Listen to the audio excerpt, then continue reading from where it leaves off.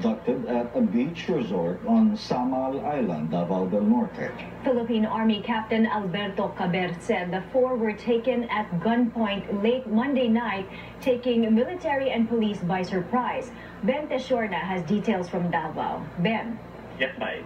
3 foreign nationals and a Filipino were abducted by an unidentified armed man in a resort in the island garden city of Samal, Davao del Norte, Monday evening. The kidnapped victims were initially identified as Jan Ridsel and Robert Hall, both Canadian, Kjartan Sekingstad, a Norwegian, and a still unidentified Filipina.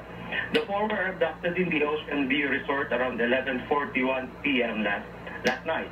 It was learned that there are about 30 foreigners staying in the resort when the kidnapping happened.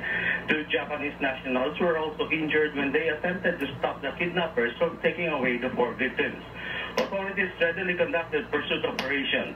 The police and the military, along with the Coast Guard, have dispatched several teams to track down the kidnappers. The abductors reportedly sped off towards the nearby Pantukan area in Compostela Valley on board motorized bangkas after the incident. But latest information from the police showed that the 2 motorized bangkas were recovered near the shores of Gobernador Generoso in Davao Oriental this morning. The bangkas were believed to be used by the kidnappers. Police Senior Superintendent Aaron Aquino of the Police Regional Office 11 said the kidnappers were fully armed and have overpowered the resort's security guard. Unconfirmed report claimed that the kidnappers number about 20. Back to you, Jane Mai. Thank you. Ben Teshorna there reporting to us from Davao City. Again, he's reporting on the kidnapping of 3 foreigners and 1 Filipino in Davao. 2 of the foreigners were Canadian. Canada has issued a statement on the incident saying it is pursuing all appropriate channels to seek further information.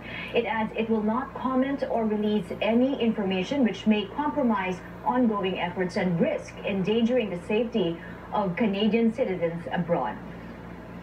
Since 1993, there have